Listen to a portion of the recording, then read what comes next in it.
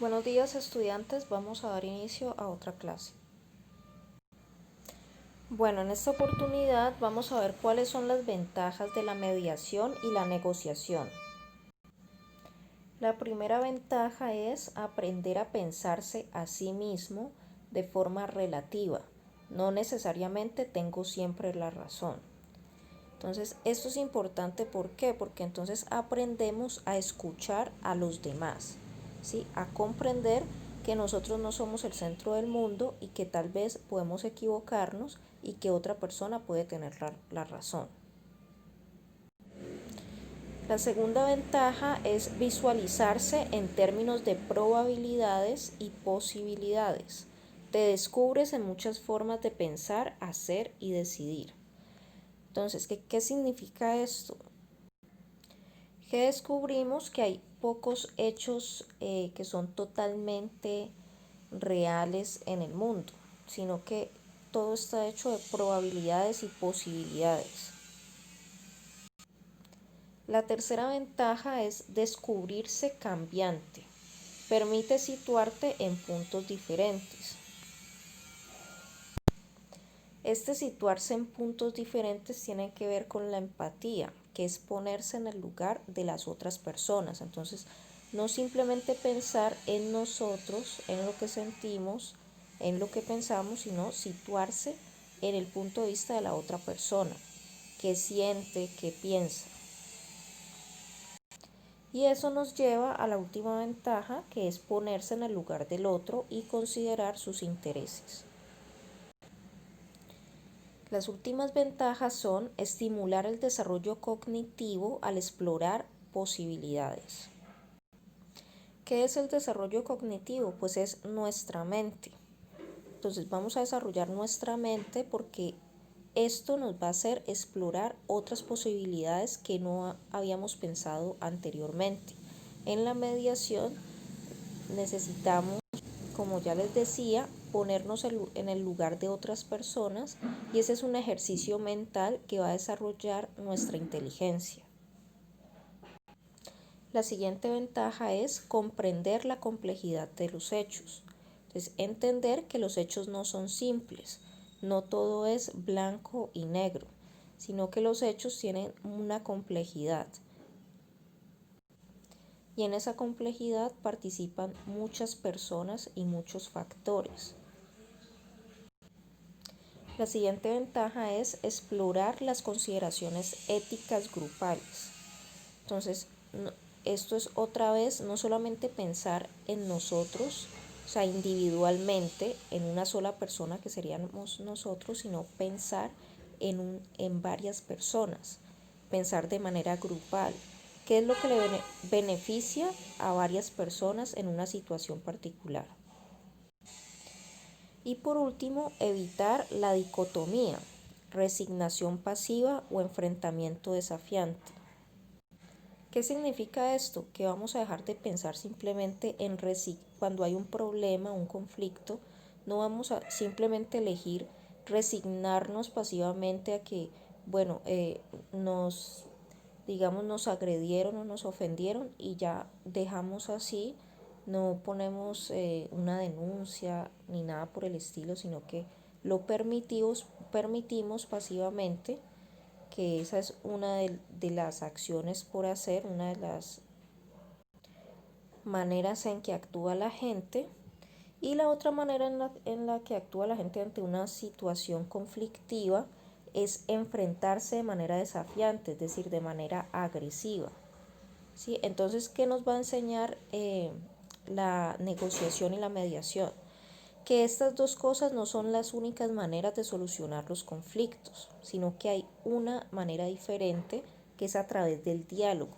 Entonces, no simplemente cuando pasa algo o nos agreden, la única manera es simplemente dejarlo pasar o agredir también a esa otra persona, sino que hay una tercera manera, que es buscar el diálogo o buscar la negociación para resolver el problema. Bueno, existen dos clases de negociación: la competitiva y la colaboradora. Vamos a ver la negociación colaboradora. En esta, las partes involucradas buscan una solución que satisfaga los intereses y necesidades hasta donde sea posible. En ella se exploran las preocupaciones y anhelos de cada uno. En ocasiones, el diálogo permite ver que solo había malos entendidos y falsos entendimientos en la percepción del otro. Bueno, esta parte es muy importante porque muchas veces la causa de un conflicto son simplemente malos entendidos, es decir, hay una falla en la comunicación. Las personas no entienden lo que nosotros tratamos de expresar. Las ideas, pensamientos o emociones que estamos expresando no son entendidas correctamente por la otra persona y eso lleva a conflictos innecesarios. Bueno, esto nos permite identificar tranquilamente el asunto que los pone en conflicto y acuerdan neutralizar estas situaciones. En este punto es necesario distinguir entre posiciones e intereses. Uranga en 1998, ese es un autor, nos aclara que posición es aquello que cada parte reclama en una situación de conflicto e interés es la preocupación o deseo que subyace a esta petición. Bueno, para explicar esto vamos a valernos de un ejemplo que yo ya había dado. Entonces, en una situación conflictiva que se puede presentar en un colegio, donde un amigo le presta al otro un lapicero muy costoso y ese otro amigo y de manera accidental daña ese lapicero y no es capaz de decirle a la otra persona que lo dañó accidentalmente y esta otra persona pues le reclama el lapicero al no al ver que el amigo no le devuelve el lapicero durante tanto tiempo, entonces esta persona piensa que simplemente se lo quiere robar, ¿sí?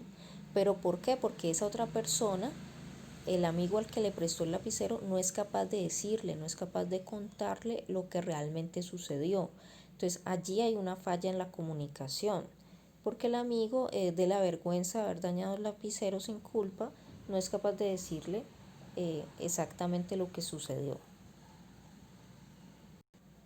Se presenta entonces el conflicto donde el compañero, el que prestó el lapicero, le dice al otro cosas ofensivas, como por ejemplo que es un ladrón, que es un irresponsable, etc. Sí, entonces allí se presenta el conflicto verbal y el otro compañero también le responde de manera agresiva con ofensas. Bueno, entonces, ¿cuál sería la posición de la persona que prestó el lapicero? Posición es lo que él reclama. Bueno, ¿qué es lo que él reclama? Pues que ese amigo es supuestamente un ladrón y un irresponsable. Eso es lo que esa persona reclama. E interés es la preocupación o deseo que subyace a esa petición. ¿Cuál es la preocupación o deseo? Pues que esa persona le devuelva el lapicero porque ese lapicero es muy costoso, porque se lo regaló la mamá o la abuela o cualquier otro familiar y si se dan cuenta que él no lo tiene, pues lo van a castigar. Entonces ese es el interés que él tiene. Bueno, entonces teniendo en cuenta lo explicado hasta el momento, voy a dejar la actividad en el grupo. Si tienen algún tipo de duda, pueden hacerla por el interno. ¿Ok? Hasta luego.